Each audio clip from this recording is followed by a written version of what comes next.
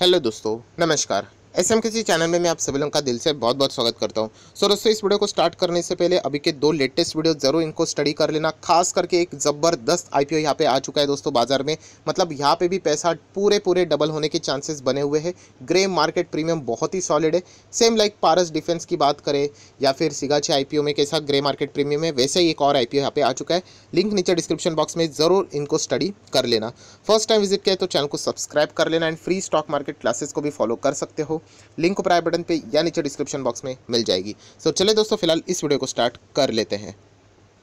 सो दोस्तों, अभी हम लोग आ चुके हैं बिल्कुल हमारे नॉर्मल स्क्रीन के ऊपर एंड दोस्तों यहाँ पे हम लोग बात करने वाले हैं एक ऐसा स्टॉक जो कि आज ज़बरदस्त हम लोगों को क्रैश होते हुए देखने को यहाँ पे मिल चुका है। इससे रिलेटेड कुछ लर्निंग पॉइंट्स भी हम लोगों को मिलने वाले हैं। आप लोगों ने कुछ इंपॉर्टेंट पॉइंट्स नोट भी करने हैं एंड अगर देखा गया तो ये कल के दिन भी मैंने आप लोगों को वीडियो बना के ऑलरेडी अलर्ट किया था कि इस तरीके की एक्टिविटीज़ यहाँ पे हो सकती है। तो सीखने के लिए क्या क्या पॉइंट्स मिलने वाले चाहो तो नोट कर सकते हो, राइट। सो चलिए यहाँ पे आ जाते हैं स्टॉक के ऊपर। तो आप देख सकते हो दोस्तों, स्टॉक यहाँ पे लगभग 10.5% हम लोग को क्रैश होते हुए देखने को यहाँ पे मिल चुका है केवल एक दिन के अंदर अंदर। सो स्टॉक कौन सा है दोस्तों? तो स्टॉक है दोस्तों इंडसइंड बैंक। आप सभी लोगों को यहाँ पे पता है एंड और भी जो सवाल यहाँ पे पूछे जा रहे हैं उससे रिलेटेड कुछ जवाब भी मैं आप लोगों को जरूर देना चाहूँगा। सबसे पहले इंपॉर्टेंट बात, आप सभी लोगों को पता है विसल ब्लोअर ने इंडसइंड बैंक के ऊपर यहाँ पे मतलब एक आरोप लगा दिया है, जो कि ऑलरेडी मैं आप लोगों को कल के वीडियो में बता चुका हूँ। एवरग्रीनिंग ऑफ लोन यहाँ पे मतलब एनपीएस यहाँ पे जो एक्चुअल उनकी पोजीशंस है वो ना दिखाते हुए बेटर पोजीशन दिखाई है। बेटर पोजीशन मतलब एनपीए कम दिखाए हैं, ऐसा यहाँ पे विसल ब्लोअर ने यहाँ पे कहा है एंड इसके चलते क्लैरिफिकेशन में इंडसइंड बैंक ने यहाँ पे दिया था। बट उसके बावजूद आप देख सकते हो दोस्तों, बैंक में हम लोग को ज़बरदस्त गिरावट यहाँ पे देखने को मिल रही है। कुछ इंपॉर्टेंट पॉइंट्स है, लर्निंग पॉइंट्स है, वो भी हम लोग को यहाँ पे सीखने हैं। सबसे पहले आप देख सकते हो दोस्तों, कभी भी आरोप लगता है तो यूजुअली स्टॉक में हम लोग को नेगेटिव रिएक्शन ही देखने को मिलता है एंड जैसे ही आरोप मतलब प्रूव होगा या नहीं होगा, इससे रिलेटेड इन्वेस्टिगेशन चलेगा, उसके बाद आगे का फर्दर डिसीजन यहाँ पे लिया जाता है। सेम चीज़ हम लोगों ने किस में देखी थी? इन्फोसिस में भी देखी थी। इन्फोसिस में भी हम लोगों ने देखा था कि कैसे स्टॉक क्रैश हो गया एंड बाद में पता चला कि कोई दिक्कतें नहीं है, तो स्टॉक ने वहाँ से 3 गुना रिटर्न्स दिए। सो सबसे पहले ये पॉइंट आप लोग नोट करके रख सकते हो। कभी भी विसल ब्लोअर की कोई भी कंप्लेंट आ जाती है तो प्रोबेबिलिटी बहुत ही हाई रहती है कि उस स्टॉक में हम लोग को नेक्स्ट दिन या फिर ड्यूरिंग द मार्केट ही न्यूज़ आ जाती है तो वहाँ पे एक शार्प फॉल भी देखने को मिल जाता है। सो ये एक पॉइंट हम लोगों ने यहाँ पे सीखना है। सेकंड मोस्ट इंपॉर्टेंट चीज़ दोस्तों जो कि हमें यहाँ पे सीखना है कि क्या सर इस गिरावट में इस बैंक को यहाँ पे खरीदना चाहिए, ये सवाल यहाँ पे बार बार पूछा जा रहा है। मैं इंडसइंड बैंक की बात कर रहा हूँ, ऑलरेडी मैं बता चुका हूँ। सो यहाँ पे मैं ऑलरेडी आप लोगों को बता चुका। आप अगर इसके 5 साल का चार्ट पैटर्न ओपन करोगे तो आप देख सकते हो कोविड के पहले जो परफॉर्मेंस यहाँ पे चल रहा था 2000 के करीब, वो अभी तक बैंक वहाँ पे नहीं पहुँच पा रहा है। सो आप अंदाज़ा लगा सकते हो कि एंड खास करके इनके कॉम्पिटिटर हम लोग को इस लेवल को क्रॉस करते हुए देखने को भी मिल चुके हैं, अपने ऑल टाइम हाई पे चलते हुए देखने को मिल रहे हैं एंड ये बैंक वहाँ पे परफॉर्मेंस नहीं दे रहा है। सो हम लोग ज़रूर यहाँ पे कह सकते हैं इनका इंटरनल परफॉर्मेंस इतना खास नहीं है, इसी के चलते ये हम लोगों को डैमेज यहाँ पे देखने को मिल रहा है। नेक्स्ट दोस्तों, अगर हम लोग इंपॉर्टेंट चीज़ की यहाँ पे बात करें, बहुत सारे लोग ये जो सवाल पूछ रहे हैं, सर क्या बैंक यहाँ पे ख़त्म हो जाएगा इस न्यूज़ के चलते? अगर ये न्यूज़ चलो मान लेते कि सच भी हो गई, इन्वेस्टिगेशन में पता चलता है, तो देखिए बैंक ख़त्म ऐसा तो नहीं होगा, राइट। बट एक पॉइंट तो मैं ज़रूर कहना चाहूँगा दोस्तों कि यहाँ पे इसमें फिर आगे अपॉर्चुनिटी ख़त्म हो जाएगी।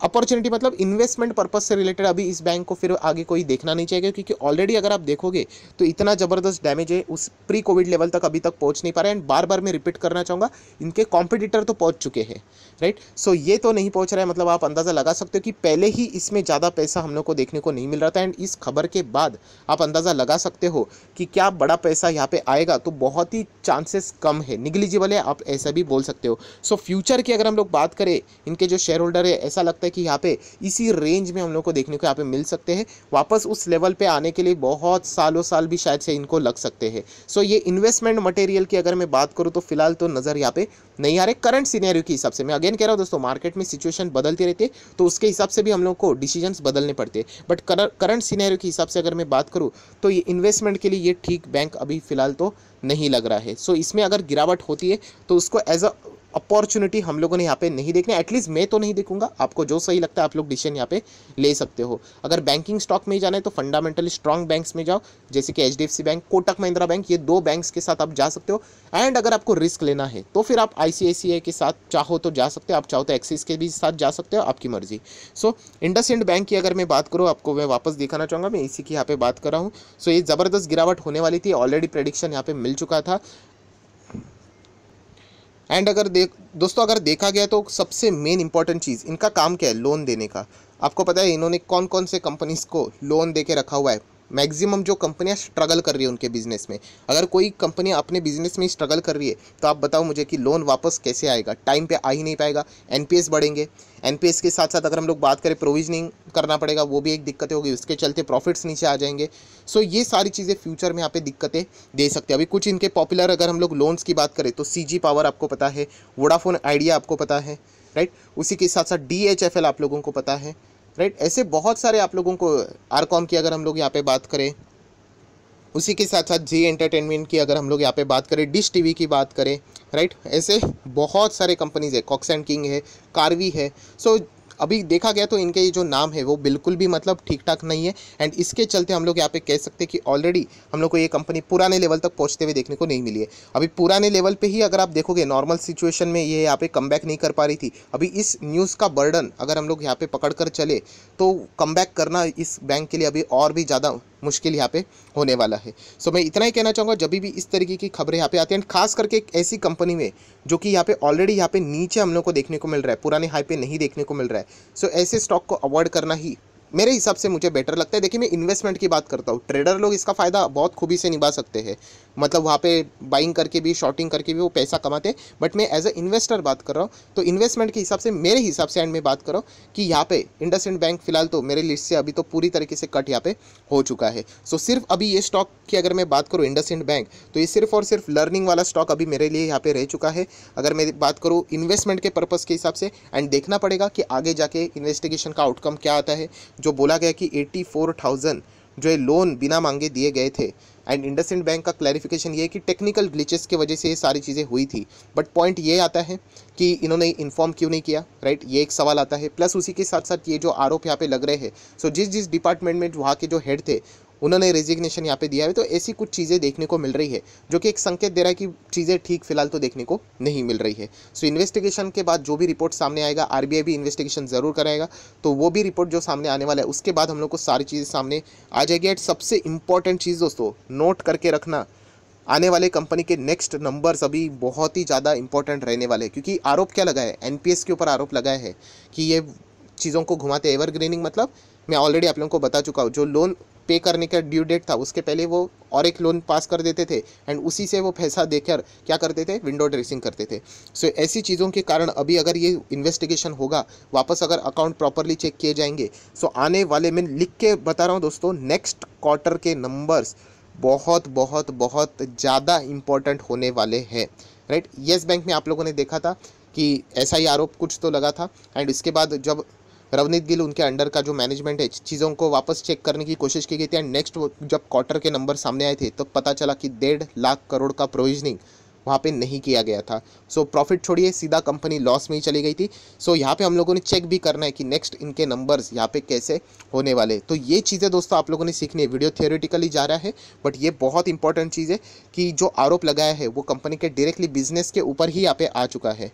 सो नेक्स्ट क्वार्टर के नंबर बहुत बहुत क्रूशली यहाँ पे, मतलब क्रूशल रोल यहाँ पे प्ले करेंगे, इतना तो मैं आपको यहाँ पे बोल सकता हूँ। सो इंडसइंड बैंक के ऊपर आपका फोकस रहना चाहिए। मैं अगेन कह रहा हूँ, यहाँ पे आप लोगों ने क्या करना है, लर्निंग पर्पज से रिलेटेड फोकस रखना है। ये ऑलरेडी मैं आपको बता चुका हूँ कि गिरावट यहाँ पे क्यों है, विसल ब्लोअर ने की केस की वजह से। अगेन कह रहा हूँ, इंडसइंड बैंक ने अपना पक्ष सामने रखा है कि उनके हिसाब से ये जो भी आरोप है वो बेबुनियाद है, बेसलेस है। हम लोगों ने किसी की बात सुननी नहीं है, हम लोगों ने यहाँ पे देखना है कि जो RBI इन्वेस्टिगेशन यहाँ पे कराएगा उसकी रिपोर्ट क्या सामने आती है, राइट। तो उसका इंतजार रहेगा। बट येस, ये ग्रेट मटेरियल मार्केट में अवेलेबल हो चुका है लर्निंग पर्पज से रिलेटेड। सो ज़रूर आप लोगों ने इसका फ़ायदा बखूबी से निभाना है। अगर आपके पास मतलब वॉच लिस्ट रहती है तो उसमें एक ऐसा ही न्यूज़ बेस्ड वॉच लिस्ट भी आप लोगों ने ऐड करके रखनी चाहिए, जहाँ पे ऐसे स्टॉक्स को आप लोगों ने डेली बेसिस के ऊपर आइडेंटिफाई एंड स्टडी करनी चाहिए, एंड क्या लेटेस्ट न्यूज़ आती है वो भी चेक करनी चाहिए, एंड जितना हो सके लर्निंग की कोशिश करनी चाहिए।